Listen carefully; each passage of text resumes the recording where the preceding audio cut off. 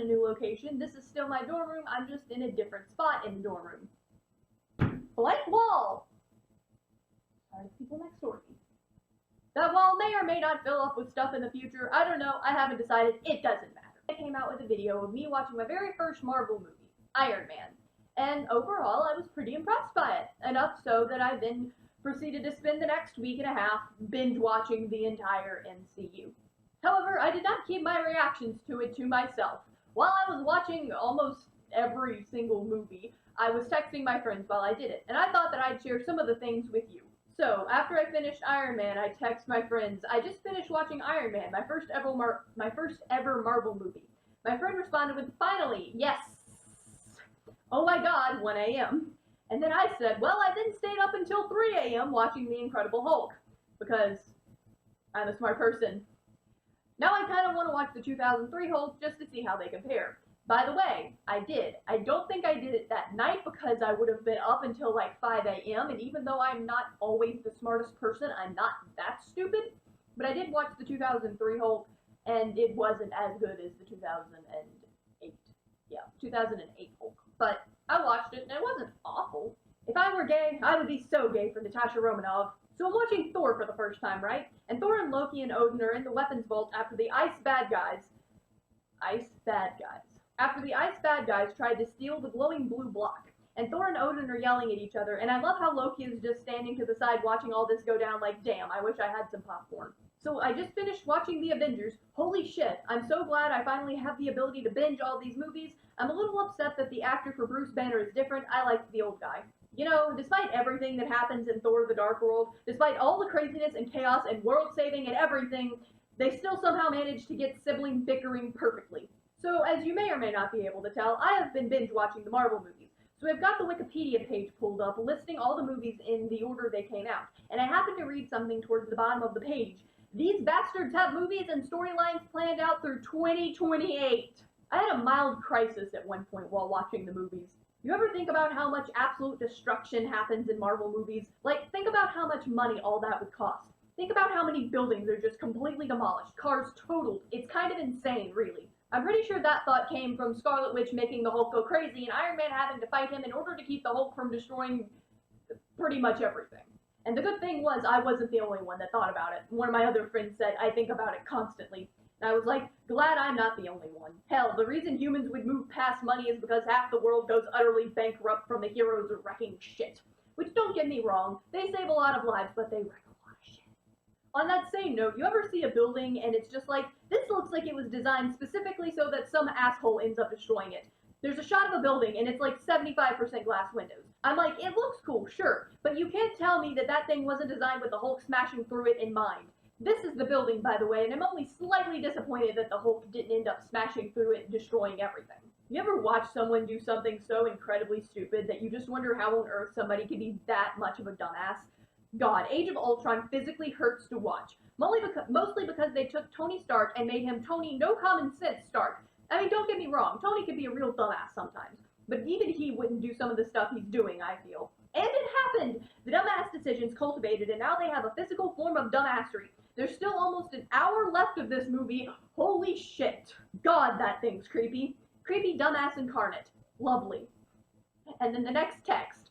Well, that was unexpected.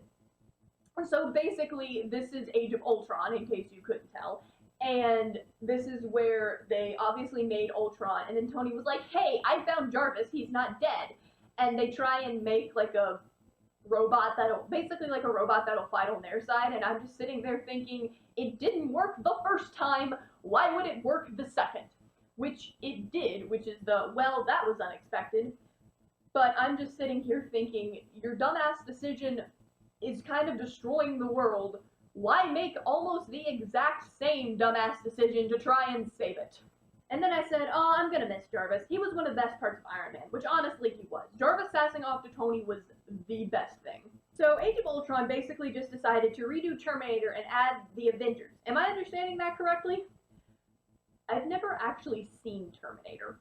The thing I love most about Black Widow, she has no powers. She hasn't been genetically modified. She's not basically a god, but she manages to kick ass as well as any of them. You ever think about how when a character has gotten in a bad accident or a bad fight, they obviously have to have a makeup person come in and make them look like hell? That kind of makeup can take a ridiculously long time to do, and those scenes last a couple of minutes at most.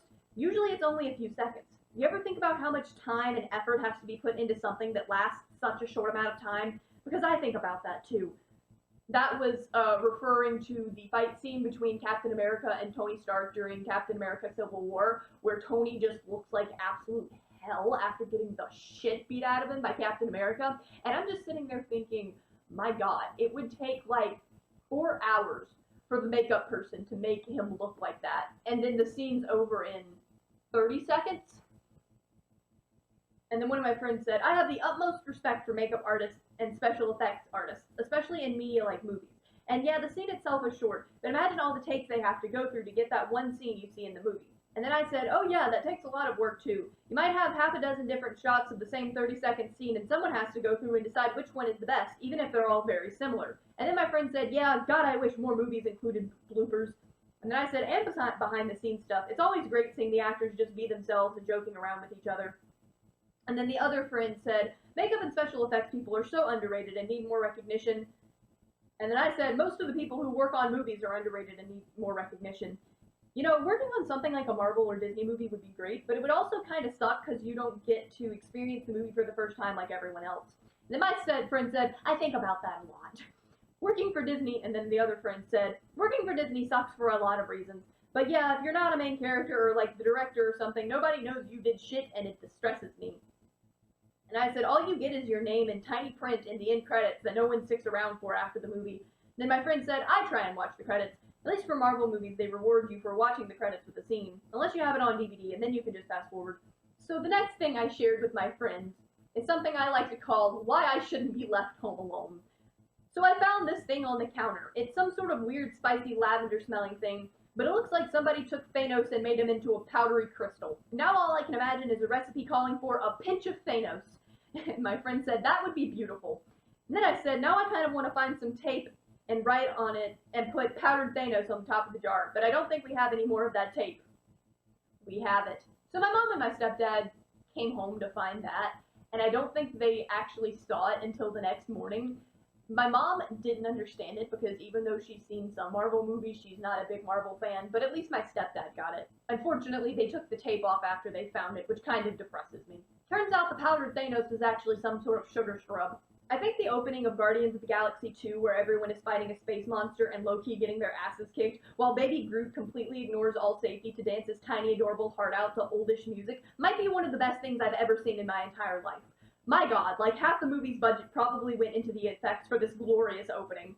My friend said, the Guardians of the Galaxy movies are my lifeblood at this point, and they're so good. I would die for Baby Groot. I said I didn't think I would like the first one as much as I did, but it was really good. It was. I remember not knowing much about the Guardians of the Galaxy movie other than like some of the advertisements I'd seen for it and the few minutes of the movie that I'd seen here and there. So I really didn't think I was going to end up enjoying it, but it actually ended up being a really good movie. One of my friends said, Guardians of the Galaxy somehow managed to be hilarious and heartbreaking at the same time, and I love all the sweet dysfunctional beings. And I said, I love them, but most of the time all I can think is, so much murder. And the friend replied with, the best thought. So I'm going through the texts, and not only did I watch the entire MCU in a week and a half, I watched like 19 movies in a week. I forgot about that. I think in the end, I ended up watching 24 movies total in the span of about a week and a half. I shouldn't be proud of that, but I am. Watching Infinity War. For a doctor, Strange is so dumb sometimes. And then I said in all caps, that's right, dumbass. Pull the guy who wants to steal the necklace you're wearing closer to you. And my friend said, Strange is the big dumb, and I love him. I said, he's so smart, and yet so stupid. And she said, I love characters like that. Absolute genius, yet a fucking dumbass. That's right, Peter, you're going high up into the atmosphere. Taking off your mask is definitely going to make more oxygen just suddenly exist. We found another. Absolute genius, fucking dumbass. And my friend said, God, my son. The suit Tony made for Peter envelops him. Mr. Stark, it smells like a new car in here. Best line. Also, it kind of sounds like Tom Holland's voice got higher between Spider-Man and Infinity War, like some sort of reverse puberty. When traveling to a new location, movies will often tell the audience where it is so they know. The location now? Space. Thank you, movie, for telling us something some audience members may not have been able to figure out. Teenage Groot is amazing. Oh my god. It's funny they're making fun of Quill for being fat when they've shown him shirtless and quite muscular at least once in both movies. I've never seen a "I have a bigger dick" challenge between men that consisted of who has worse family problems / had to kill more members of their family until Infinity War, and I don't know how to feel about that. Oh my god. Quill, just stop. Please stop embarrassing yourself. I assure you, Thor has the bigger dick and you're just making a fool of yourself. God, this is painful to watch. God, I love Black Widow. I don't know what that's in reference to, but I mean, honestly, it could be in reference to just about anything she does. I'm Peter, by the way, Doctor Strange. Oh, we're using our made-up names. I feel really bad for Strange. He gets so many comments, but it really is his actual name. Imagine being Chris Hemsworth and having to say with a very serious face, "Rabbit, fire up the pod!" I can't even say it without chuckling. Aw, poor Quill. Poor all of the Guardians, really. Gamora was the only one making sure they didn't die. Well, I'm sad now. I mean, I kind of know what's going to happen, which is probably the only reason I'm not bawling now. Mr. Stark, I don't feel so good, and then him collapsing into Tony's arms and starting to sob about how he doesn't want to die would have absolutely broken me if I didn't already kind of know what was going to happen next. Being from the future is sort of a blessing. You know, everyone talked about Mr. Stark, I don't feel so good, but no one ever talked about him literally clutching onto Tony like Tony could save them as he sobbed somewhat hysterically, scared he was going to die. That broke me so much. Only time I came very close to actually crying. The fucking end of Ant-Man and the Wasp! I was not prepared! Oh my god! Yeah, I was not okay after the end of Ant-Man and the Wasp. I was very not okay. I found another genius dumbass that's a part of the Avengers. We're up to 5 if I've done my math right. And I'm referring to a post I found on Pinterest that says, Thor took Groot as an elective, which means growing up he was the rare combination of nerd and jock, and IPK why people are surprised. I mean, the boy talks astrophysics with Bruce 7 PhDs banner like it's nothing. And when he drops down to Earth, which clique does he immediately join? Not S.H.I.E.L.D., not the Avengers, some podunk star scientist out in the middle of nowhere on an extended camping trip. Like, whilst Loki was painting his nails to match his cufflinks, Thor was studying foreign languages as he bench-pressed Heimdall. Thor isn't your garden variety jock, he's a bookworm jock, easily found stargazing or doodling in his moleskin journal. Loki, why would you want to talk to sentient trees? Thor, why wouldn't you? They're sentient trees! Which is fair. So then I started trying to classify the Avengers. The Avengers are composed of Genius Dumbasses TM, or Tired Kicking Ass and Trying to Keep the Dumbasses Alive TM. The first group is composed of Doctor Strange, Tony Stark, Bruce Banner, Peter Parker, and Thor. The second group, Hawkeye, Black Widow, Nick Fury, Captain America, Sam, and I think Wanda. Not sure where Vision, Loki, or any of the Wakandans belong. Shuri is a genius that got lucky and managed to not be a dumbass. T'Challa's kind of a dumbass, but nothing compared to the Genius Dumbasses TM. Oh, Ant-Man. Ant-Man is just a dumbass. As are all of the Guardians of the Galaxy, except Gamora. She gets to go in the second category. So we have 3 categories, actually. Genius Dumbass TM, Trying to Keep Everyone Alive TM, and just plain Dumbass TM. This has been my analysis of the Avengers. Thank you for coming to my TED Talk. God, I hate my secondhand embarrassment for fictional characters so much. I don't actually know what specifically that was referring to, but there's quite a lot that could have been referring to, actually. I just finished Captain Marvel, and oh my god, that was so good! Holy shit. I don't know why people have criticisms of this movie. It is amazing. I love Carol Snark. I love Goose, OMG. Watching Carol fight ships in space was quite possibly the most epic thing I've ever seen in my entire life. The next text. Well, time for Endgame. Who's ready to cry? Not me. Then I said, oh god, it's 3 hours long. This was probably a mistake. Should I wait? I should probably wait. Guys, I have made a grave mistake. I decided it would be a bad idea to watch Endgame tonight, but it was only 10:30, and that's too early to go to sleep. So I decided to watch an episode or 2 of Brooklyn Nine-Nine because I'd heard a lot about it, so I thought I'd try it. Guys, it's amazing, and I want to start binging it. So bad. This isn't good. Okay, now I'm about to watch Endgame. And my friend said, good luck, prepare your feels. I said, I was almost crying in the first 10 minutes of the movie, which is always a great way to start. Okay, so it would appear Rocket gets to move from Dumbass TM to category to Genius Dumbass TM. Debating whether or not Mantis should be entire and trying to keep everyone alive. TM. Well, I knew things were gonna go horribly wrong, but I didn't expect them to go this horribly wrong.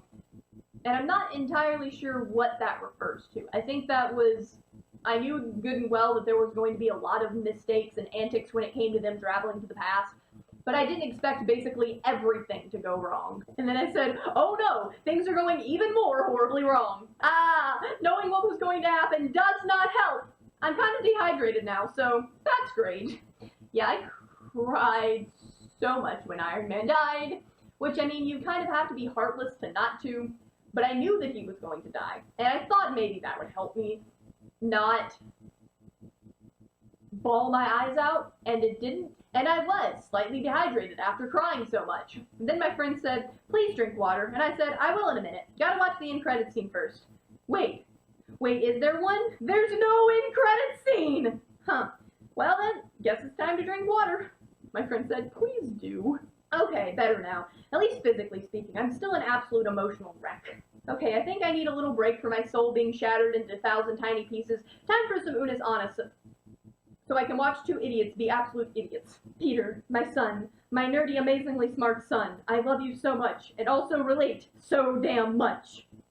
And I don't remember what I was relating to. Bitch, please, Nick Fury, oh my god. Dear movie companies, please stop putting my children into embarrassing situations. My secondhand embarrassment can't handle it. Thank you. At least I know this was referring specifically to Spider-Man Far From Home. I just don't know what part of it. I'm pretty sure this is referring to the part where the dude walks into Peter with his pants down with a woman, but I'm not entirely sure. So, I watched 24 movies in a week and a half. I shouldn't be proud of that, but I am. The entire MCU up to this point in time, plus the 2003 Hulk movie. My friend said, nice, that is absolutely an achievement. So yeah, those were my thoughts during watching the MCU. Not all of them, just all the ones that I shared with my friend. I hope you've enjoyed watching me go back through the process of me watching the MCU and both loving it and being emotionally destroyed on many different occasions. Thank you so much for watching. Bye now!